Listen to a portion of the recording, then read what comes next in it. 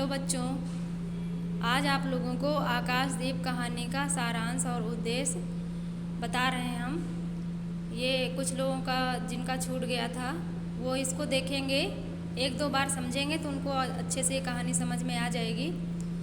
देखिए, आकाशदीप कहानी जो है ये जयशंकर प्रसाद जी द्वारा लिखित एक ऐतिहासिक कहानी है। इसमें जो है जैसे किसी में इतिहास के कुछ पात्र होते हैं तो उसे ऐतिहासिक कहानी कहा जाता है। तो देखिए, इस कहानी का प्रारंभ जो है वो समुद्र की तरंगों पर हिचकोले खाते पोत पर बंदी बनाकर रखे गए दो बंदियों के वार्तालाप से होता है। यहाँ से इस कहानी का प्रारंभ होता है। तो देखिए, ये हम आपको शॉर्टकट में बता रहे हैं याद करने के लिए, आसान शब्दों में छोटा करके कि आप उसको आसानी से याद कर लें। तो उन लोग के वार्तालाप से होता है। तो दोनों बंदी जो हैं वो एक दूसरे से अपरिचित होते हैं, एक दूसरे को बिल्कुल भी नहीं जानते हैं। तो समुद्र में तूफान आता है, तो तूफान के कारण जो पोत की व्यवस्था होती है वो भंग हो जाती है और दोनों जो बंदी होते हैं वो परिस्थितियों वश रात्रि के अंधकार में लुढ़कते हुए एक दूसरे से टकरा जाते हैं। और दोनों लोग क्या है, बंधन मुक्त होना चाहते हैं, क्योंकि दोनों लोग को बांध करके रखा गया था बंदी बना करके, और वो अपने अपने प्रयास में सफल भी हो जाते हैं।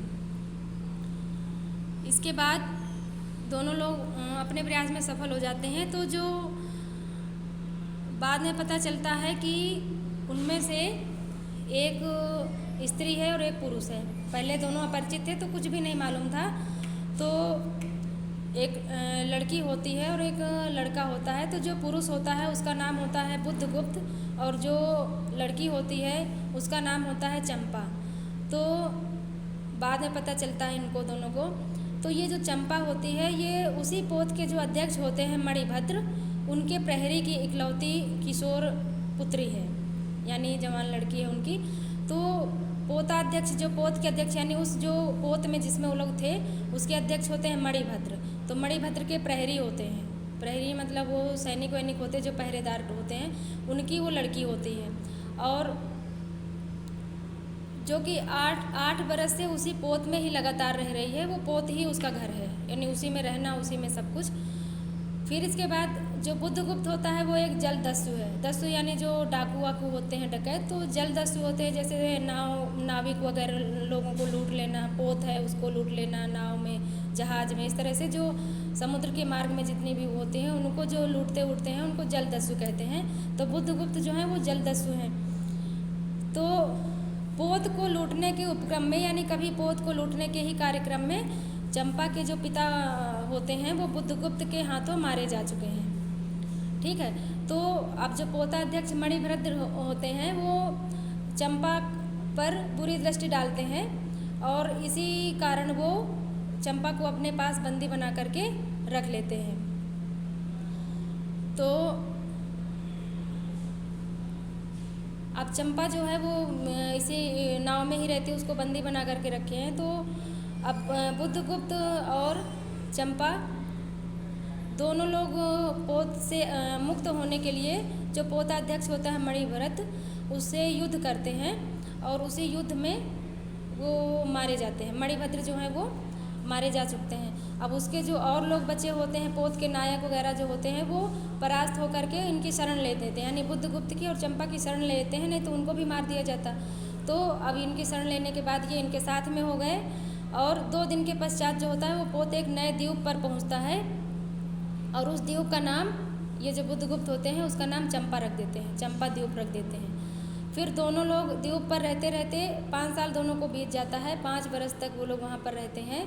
और संध्या समय क्या होता था, चंपा जो है वो एक दीप जला करके दीपाधार की डोरी को खींच करके वो आकाश में चढ़ा देती है, जैसे कि इसी के नाम पर आकाशदीप इसका रखा गया, यानी आकाश में दीप जैसे जलता दिखाई पड़ता था, तो उसको जला करके और डोरी से उसको खींच करके आकाश के उस पर खम्भे पे उसमें लटका देती थी। तो और द्वीप पर जितने भी लोग थे वो चंपा को रानी कह के बुलाते थे, क्योंकि ये बुद्धगुप्त का आदेश था कि सभी लोग उसको रानी कहेंगे। और द्वीप पर बुद्धगुप्त और चंपा का ही राज चलता है, सब लोग इनकी बात मानते हैं। बुद्धगुप्त क्या होता है, वो बाद में सुधर जाता है वो, और जलदस्यु की जो प्रवृत्ति होती है उसको वो छोड़ देता है, सुधर जाता है। और बुद्धगुप्त जो है वो चंपा से प्रेम करने लगता है और चंपा के सामने अपने प्रणय का प्रस्ताव भी रखता है, किंतु चंपा जो है उसके प्रेम को अस्वीकार कर देती है, क्योंकि उसको ऐसा लगता है कि उसके पिता का हत्यारा है ये। बुद्धगुप्त बार बार उससे प्रेम का निवेदन करता है और बार बार वो उससे अस्वीकार कर देती है। बुद्धगुप्त उसको विश्वास भी दिलाता है कि उसने ऐसा नहीं किया है और वो उससे प्रेम करता है, उसके लिए अपने प्राण भी दे सकता है।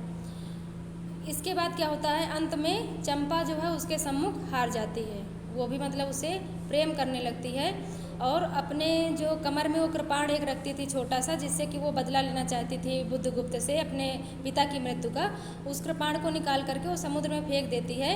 और वो इस पर बुद्धगुप्त उससे कहता है कि तो आज इसे मैं विश्वास करूं। ये देखिए डबल इन्वर्टेड कॉमा में यहाँ से लिखा हुआ है, इसको आप ऐसे ही लिखेंगे एग्ज़ाम में ब्लैक पेन से डबल इन्वर्टेड कॉमा में, तो बढ़िया नंबर मिलते हैं। तो कहता है बुद्धगुप्त की तो आज से मैं विश्वास करूं, क्षमा कर दिया। तो इस पर चंपा कहती है, फिर से ये डबल इन्वर्टेड कॉमा में लिखेंगे कि विश्वास कदापि नहीं बुद्धगुप्त, जब मैं अपने हृदय पर विश्वास नहीं कर सकी। वो कहती है कि जब मैं अपने हृदय पर विश्वास नहीं कर सकी, उसी ने मुझे धोखा दे दिया, तब मैं कैसे कहूँ। यानी उसके कहने का ये मतलब होता है कि वो सोचती है कि इससे वो कभी भी प्रेम नहीं करेगी, लेकिन अंत में क्या होता है, वो अपना हृदय हार जाती है और उससे प्रेम करने लगती है। तो कहती है मुझे मेरे ही हृदय ने धोखा दे दिया है, तो मैं कैसे कहूँ। कहती है कि मैं तुम्हें घृणा करती हूँ, फिर भी तुम्हारे लिए मर सकती हूँ। अंधेर है जलदस्यु, तुम्हें प्यार करती हूँ। और चंपा रो पड़ती है। ऐसा कर करके चंपा रो पड़ती है कि अंधेर है कि मैं तुमसे प्रेम करती हूँ। फिर इसके बाद क्या होता है, एक दिन कोई समारोह वहाँ पर चल रहा होता है, तो उसमें सब सजावट वगैरह की गई थी। तो चंपा की जो सहेली थी जया, चंपा ने उससे पूछा कि यह क्या हो रहा है। तो जया ने हंस करके उत्तर दिया कि आज रानी का ब्याह है ना। ये भी देखिए इन्वर्टेड कॉमा में लिखा गया है, तो ये भी ऐसे ही आपको बताना पड़ेगा कि आज रानी का ब्याह है ना। चंपा को इस पर विश्वास ना हुआ और उसने उसे झकझोर करके पूछा क्या यह सच है। ये भी इसी के द्वारा कहे गए शब्द हैं चंपा के द्वारा, तो ये भी आप ऐसे ही लिखेंगे, क्या यह सच है। तभी बुद्धगुप्त कहता है, फिर से ये इन्वर्टेड कॉमा में लिखना है कि यदि तुम्हारी इच्छा हो तो यह सच भी हो सकता है चंपा। वो कहता है कि हे चंपा, यदि तुम्हारी इच्छा हो तो ये सच भी हो सकता है, यानी सच में तुम्हारी शादी हो सकती है। इस पर चंपा जो है वो प्रति प्रश्न करती है, फिर से उससे प्रश्न पूछती है कि क्या मुझे निसहाय और कंगाल जानकर तुमने आज प्रतिशोध लेना चाहा। ये भी डबल इन्वर्टेड कॉमा में लिखा हुआ है, इसको भी ऐसे ही लिखेंगे। तो बुद्धगुप्त जो है वो अपना पक्ष रखता हुआ कहता है कि मैं तुम्हारे पिता का घातक नहीं हूँ। वो बताता है कि शुरुआत से ही बताता था, लेकिन अभी वो बताता है अपना पक्ष रखते हुए, यानी सबूत रखते हुए कि मैं तुम्हारे पिता का घातक नहीं हूँ। वह एक दूसरे दस्यु के शस्त्र से मरे, यानी युद्ध तो हो रहा था सब में बराबर, तो वो मेरे शस्त्र से नहीं मरे, वो दूसरे दस्यु यानी दूसरे जो डाकू था उसके शस्त्र से वो मरे हैं। ऐसा बुद्धगुप्त जो है वो बताते हैं। तो बुद्धगुप्त अंततः चंपा के पैर पकड़कर कहता है कि मुझे अपने देश भारतवर्ष की बहुत याद आती है, क्योंकि ये लोग एक द्वीप में रहते हैं। तो वो कहता है कि मुझे अपने देश भारत की बहुत याद आती है, मैं वहाँ लौटना चाहता हूँ, चलोगी चंपा। चंपा से पूछता है कि चलोगी चंपा। तो चंपा क्या कहती है, ये भी देखिए डबल इन्वर्टेड कॉमा में लिखा है, ये भी सब आप ऐसे ही लिखेंगे जैसे लिखा हुआ है यहाँ पर। चलोगी चंपा, पोत वाहिनी पर असंख्य धनराशि लादकर राजधानी से जन्मभूमि की यात्रा पर चलोगी।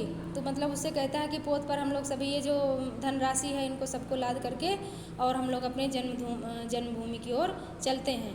पर चंपा ने उसके हाथ पकड़ लिए। चंपा ने उसको रोक लिया, हाथ पकड़ लिया, और अचानक ही वो चैतन्य होकर के फिर चंपा ने कहा कि बुद्धगुप्त, मेरे लिए सब भूमि मिट्टी है और सब जल तरल है। ये भी देखिए डबल इन्वर्टेड कॉमा में लिखेंगे आप लोग, मेरे लिए सब भूमि मिट्टी है, सब जल तरल है और सब पवन शीतल।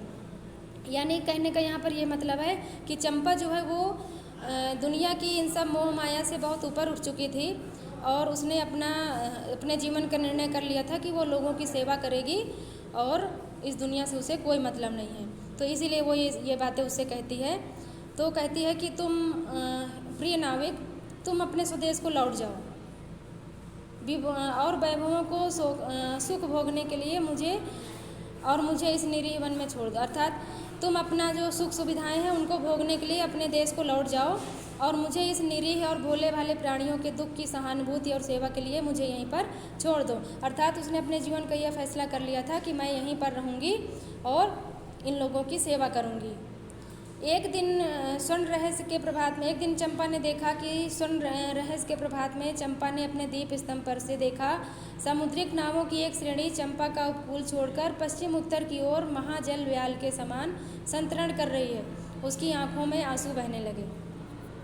मतलब यहाँ पर देखते हैं जैसे कि कुछ प्रलय टाइप का, तो चंपा जो है, चंपा की आंखों में आंसू आ जाते हैं कि मतलब अब उसके जीवन का केवल एक ही मात्र लक्ष्य रह गया था कि जो लोग समुद्र में यात्राएं करते हैं और अपने मार्ग से भटक जाते हैं तो आकाशदीप जला करके रखना, ताकि लोगों को रास्ता एक तो मिल जाए, दूसरा वो ये जान जाए कि हाँ यहाँ पर कोई द्वीप है, यहाँ कुछ लोग रहते हैं और वो भटका हुआ मुसाफिर वहाँ पर पहुँचे और वहाँ पर ये इनकी सेवा कर सके। तो इस तरह से ये कहानी जो है वो यहीं पर समाप्त हो जाती है। इसके बाद देखिए इस कहानी का उद्देश्य है, इसको देखिए, आकाशदीप कहानी का उद्देश्य। प्रस्तुत कहानी आकाशदीप में भारतीय संस्कृति और सभ्यता के प्रभाव का अतीत काल से सुदूर पूर्व तक विस्तार दिखाना ही मुख्य उद्देश्य है। यानी इस कहानी में प्रसाद जी ने ये उद्देश्य बनाया है कि जो भारतीय संस्कृति और सभ्यता है उसका जो प्रभाव होता है वो आदिकाल से सुदूर पूर्व विस्तार तक दिखाते हैं। यानी जो भारतीय सभ्यता और संस्कृति है वो आदिकाल से चली आती है, उसका विस्तार जो है वो बहुत ज़्यादा है, ये इसका मुख्य उद्देश्य है। और साथ ही साथ उन्होंने इसमें ये दिखाया है कि प्रेम और कर्तव्य का जो सुंदर संघर्ष होता है उसमें अंत में प्रेम पर कर्तव्य की विजय होती है। ये इस कहानी में दिखाया है कि प्रेम पर कर्तव्य की विजय होती है। और इसके साथ ही साथ कर्तव्य निष्ठा की प्रेरणा देना भी इस कहानी का एक महान उद्देश्य रहा है। जिस प्रकार से चंपा जो है वो प्रेम तो करती है बुद्धगुप्त से, परंतु उसे अपने कर्तव्य के आगे जो उसका प्रेम होता है वो कम लगता है और वो अपने कर्तव्य का पालन करने का फैसला करती है और कर्तव्य निष्ठता की प्रेरणा सभी को वो देती है। तो ये जो लेखक का उद्देश्य था, इस उद्देश्य में लेखक पूर्णतः से सफल हुआ।